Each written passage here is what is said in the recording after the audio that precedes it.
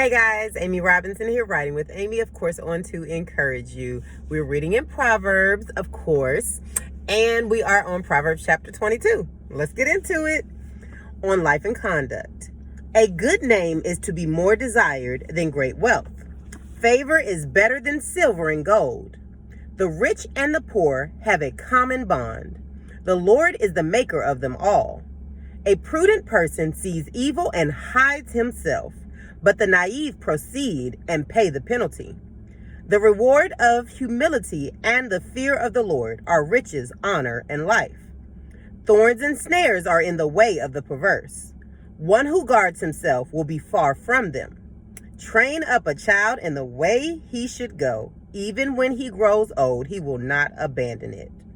The rich rules over the poor, and the borrower becomes the lender's slave.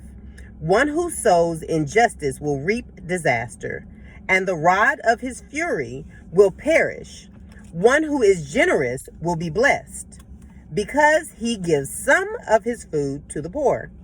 Drive out the scoffer, and strife will leave. Even quarreling and dishonor will cease. One who loves purity of heart and whose speech is gracious, the king is his friend. The eye of the Lord protects knowledge, but he overthrows the word of the treacherous person. The lazy one says, "There is a lion outside. I will be killed in the streets." The mouth of an adulteress is a deep pit. He who is cursed of the Lord will fall into it. Foolishness is bound up in the heart of a child. The rod of discipline will remove it far from him. One who oppresses the poor to make more for himself or gives to the rich will only come to poverty. Extend your ear to hear the words of the wise, and apply your mind to my knowledge.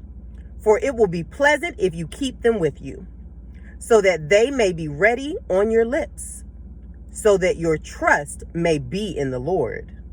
I have taught you today. You indeed have I not written to you excellent things of counsel and knowledge, to make you know the certainty of the words of truth, so that you may correctly answer him who sent you. Do not rob the poor because he is poor, nor crush the needy at the gate. For the Lord will plead their case and take life of those who rob them. Do not make friends with a person given to anger, or go with a hot-tempered person, or you will learn his ways and find a snare for yourself.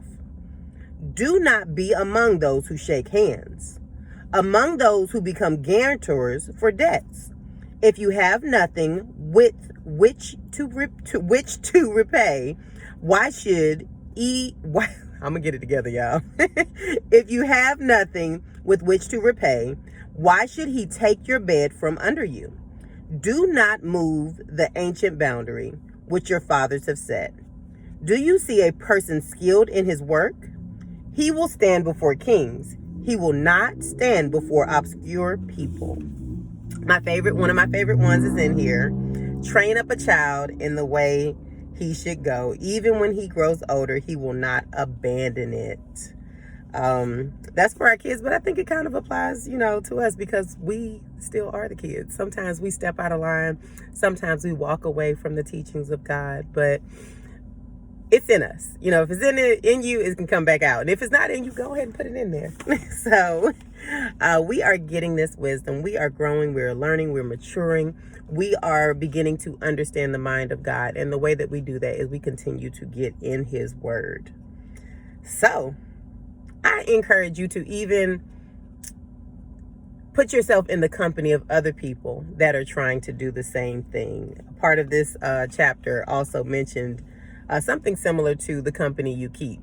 So the company you keep can encourage you in certain ways. We're adults and we think we don't succumb to peer pressure, but that's not true.